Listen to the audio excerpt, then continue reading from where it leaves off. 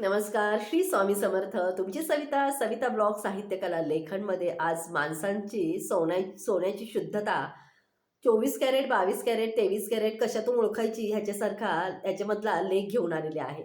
लेख जर आवडल्यास नक्की लाईक, शेअर, सबस्क्राईब करा. लेख आहे संध्या आव्हाड, ह्या अंबडच्या आहेत लेखिका. ह्यांनी खूप सुंदर लेखिका केलेली आहे. त्यांनी त्यात कॅरेटमध्ये माणसांची व्याख्या दिलेली आहे. ते मी तुमच्याबरोबर शेअर करते. माणसं जरी सोन्यासारखी असली तरी त्यांच्या किमतीत, त्यांच्या कॅरेटमध्ये एक न बोलता कळणारा हा फरक जाणवतोच. काही माणसं 24 कॅरेटची माणसं ही सोन्यासारखी निर्मळ, निखळ, शुद्ध. त्यांच्यासोबत राहिलं की मन उजळतं. वाटतं जगात अजून काही माणसं केवळ प्रेम देण्यासाठी जन्माला आली आहेत बरं का. ही असतात 24 कॅरेटची माणसं. काही असतात 22 कॅरेटची माणसं. थोडी व्यवहाराने उजळलेली, थोडी अनुभवाने घासलेली आणि ती मौन असतात, पण खोटीही नसतात बरं का. त्यांचं सोनं थोडं काळजीपूर्वक आपल्याला हाताळावं लागतं, कारण त्यांची किंमत वेळ येईल तशीच वाढत जाते. काही माणसं 18 कॅरेटची सुद्धा असतात. दिसायला सुंदर, चमकदार आणि जवळ गेलं की जाणवतं की त्यांच्यातल्या या मिश्र धातूमुळे माणसाला ओरखडे बसू शकतात. आणि काही कॅरेटच्या बाहेरची सुद्धा असतात. कशी? तर सोन्यासारखी चमक तर दाखवतात, पण स्पर्श केला की तर जाणवतं, लक्षात येतं की ही चमक खरी नाहीये बरं का. बेंटेक्सच्या दागिन्यासारखं. आयुष्यामध्ये आपल्याला शिकवतं की माणसं चांगली वाईट नसतात. फक्त त्यांच्या कॅरेटची ओळख थोडी आपल्याला उशिरा होते. आणि आपलं मन आपण कुणावर ठेवतो तेव्हा त्याची किंमत ही उलगडते.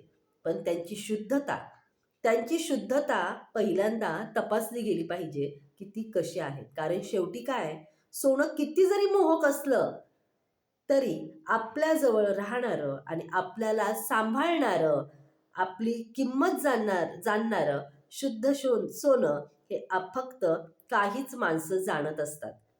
कारण की तीच आपल्याला आयुष्यभर जपण्यासारखी असतात. म्हणून संध्या आव्हाड यांचा सुंदर लेख होता हा. माणसांची पात्रता सुद्धा ह्या सोन्यासारख्या कॅरेटवर अवलंबून असतात, असं त्यांनी त्यात दिलेलं आहे. आपण फक्त विश्वास ठेवायचा, पण घात करणारे घात करतच असतात आणि साथ देणारे हे साथ देतच असतात. कितीही साधा वाटणारा पण आयुष्यभरासाठी दिशा दाखवणारा हा विचार आहे की माणूस कितीही जरी चांगला असला आणि कितीही जरी प्रेमळ असला तरी या जगात सगळेच त्याच्या मनासारखे वागणारे नाही. कुणीतरी आपल्याला विश्वासातला छेद देणारं असतं, तर कुणीतरी पाठीमागून टोचणारं असतं, तर कुणीतरी अगदी शांतपणे आवाज न करता, तक्रार न करता आयुष्यभर साथ देणारं असतं. खरं तर घात करणारा माणूस आपलं रूप कधीच लपवत नाही बरं का. कारण की ती वेळ आली की तो बरोबर त्याचा रंग दाखवतो, अगदी सरड्यासारखा. कारण की त्याच्या दुखण्यातून मन तुटतं, विश्वास डळमळतो आणि आत्मविश्वास सुद्धा खचून जातो. पण हेही तितकंच खरं आहे की अशा माणसांनी आपल्याला मजबूत बनवलेलं असतं.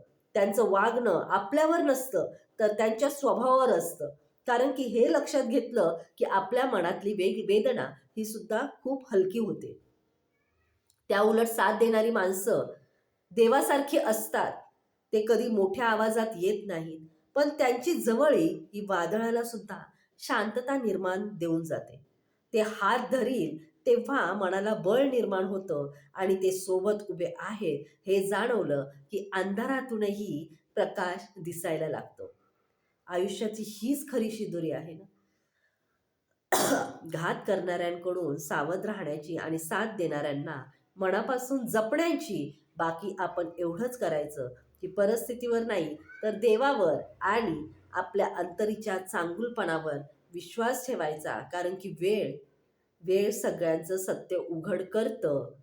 घात करणारे दूर जातात आणि साथ देणारे कायमचे मनामध्ये घर करून राहतात. विश्वास ठेवा. तुम्हाला ओळखायची आहेत. मी तर ओळखून बसलेले माणसांना, पण कशी ओळखायची ते अनुभव आल्याशिवाय आपल्याला कळत नाही. जवळची कोण आणि लांबची कोण. संध्या आव्हाड यांचा लेख होता. आवडल्यास नक्की लाईक, शेअर आणि सबस्क्राईब करा तुमच्या सविताला. सविता ब्लॉग साहित्य कला लेखनमध्ये परत भेटूया पुढच्या लेखामध्ये. तोपर्यंत नमस्कार. श्री स्वामी समर्थ. धन्यवाद.